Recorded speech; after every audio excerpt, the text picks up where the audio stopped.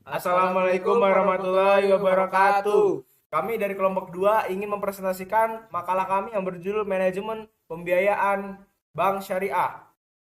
Sebelumnya kami memperkenalkan diri. Kelompok 2 berjumlahkan 2 orang, yaitu saya sendiri Ivan Restu Maurha dan teman saya Rafael Fahruzi. Selanjutnya saya akan menjelaskan tentang tujuan dan fungsi pembiayaan syariah.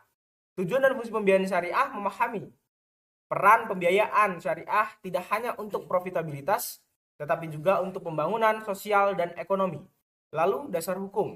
Pemahaman mengenai regulasi seperti Undang-Undang Nomor 21 Tahun 2008 tentang perbankan syariah untuk memastikan legalitas operasional. Lalu selanjutnya pengertian manajemen pembiayaan. Definisi manajemen pembiayaan adalah manajemen pembiayaan melibatkan tata kelola aspek perencanaan, pengorganisasian, pelaksanaan, dan pengawasan pembiayaan. Proses ini bertujuan untuk memastikan pembiayaan dikelola dengan baik, sesuai prinsip syariah, dan menghasilkan performa yang optimal. Lalu upaya pengelolaan pembiayaan. Pengelolaan pembiayaan harus dilakukan dengan cermat untuk menghindari resiko tinggi. Ini mencakup analisis kredit yang seksama, penerapan prinsip kehati-hatian, dan pengawasan yang ketat. Lalu selanjutnya prinsip konsistensi syariah. Seluruh proses harus mencerminkan nilai syariah seperti penghindaran riba, horor, dan maisir. Hal ini menjamin bahwa pembiayaan bank tetap sesuai dengan nilai-nilai Islam. Lalu selanjutnya jenis pembiayaan berdasarkan tujuan penggunaan. Yang pertama yaitu pembiayaan yang konsumtif. Ditunjukkan untuk kebutuhan pribadi atau institusi seperti pembelian rumah ataupun mobil, peralatan rumah tangga, hingga konsumsi pemerintah. Lalu yang kedua pembiayaan komersial. Bertujuan untuk mendukung usaha seperti pembiayaan modal kerja untuk kebutuhan bahan baku atau biaya operasional, serta pembiayaan investasi untuk modernisasi dan ekspansi usaha. Lalu selanjutnya yaitu jenis pembiayaan menurut jangka waktu. Yang pertama jangka pendek. Durasi pembiayaan kurang dari 1 tahun. Biasanya digunakan untuk sektor musiman seperti pertanian dan perdagangan. Lalu yang kedua jangka menengah. Durasi antara 1 hingga 3 tahun. Sering digunakan untuk pengadaan alat usaha. Lalu yang ketiga, jangka panjang. Durasi lebih dari 3 tahun. Mencakup bisnis infrastruktur seperti pembangunan gedung atau fasilitas investasi berskala besar. Lalu selanjutnya yaitu jenis pembiayaan berdasarkan kontrak. Yang pertama, akad jual beli. Contohnya seperti murabahah, salam, dan istisna. Lalu yang kedua, akad sewa. Contohnya simpelnya adalah ijaroh.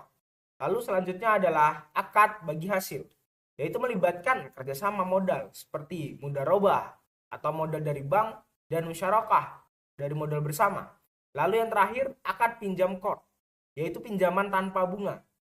Sering diintegrasikan untuk mendukung pembayaran lain seperti take over dari bank konvensional.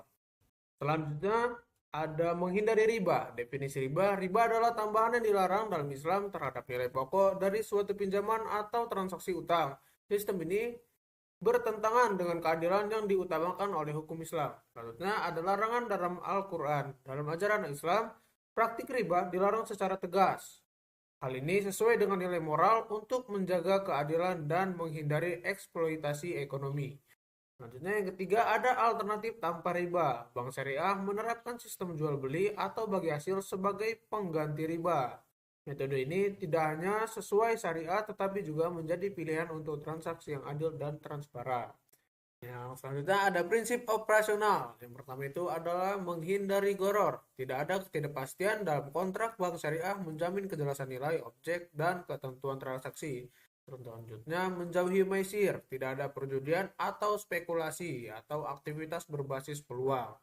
Tidak ada mengutamakan keadilan sesuai pihak terlibat dalam prinsip yang mendukung pemerataan, kesetaraan, dan keberlanjutan ekonomi. Selanjutnya ada ketentuan usaha bank syariah. Prinsip dasar dalam pembiayaan melaksanakan pembiayaan berbasis akad seperti mudharabah, musyarakah, murabahah, salam istisna, ijarah, dan qard. Komitmen terhadap nasabah bank syariah memastikan calon nasabah memiliki kemampuan membayar serta proyek usaha yang sehat sesuai dengan kajian menyeluruh. Batasan aktivitas pembiayaan bank syariah hanya menyediakan pembiayaan yang tidak bertentangan dengan prinsip syariah, seperti pinjaman berbunga atau transaksi spekulatif. Pengelolaan resiko yang cermat termasuk membatasi NPF atau non-performing financing maksimal 5% dan memastikan stabilitas keuangan melalui deverifikasi risiko. Terakhir, ada kesimpulan. Mengelola risiko pembiayaan, Bank Syariah menetapkan strategi mitigasi risiko melalui pengawasan ketat dan pemenuhan kriteria syariah untuk meminimalkan no performing financing atau NPF. Selanjutnya, ada meningkatkan kepercayaan kepada masyarakat dengan menjamin bahwa praktik pembiayaan sesuai syariat Islam. Bank Syariah membangun kepercayaan yang mendalam di kalangan komunitas muslim. Terakhir, ada saran. Pertama, ada peningkatan pengawasan. Yang kedua, inovasi produk pembiayaan. Dan terakhir, pengelolaan risiko yang komprehensif. Sekian presentasi dari kami tentang manajemen pembiayaan syariah. Kami ucapkan terima kasih. Wabillahi muwaffiq ila aqwamit thoriq. Wassalamualaikum warahmatullahi wabarakatuh.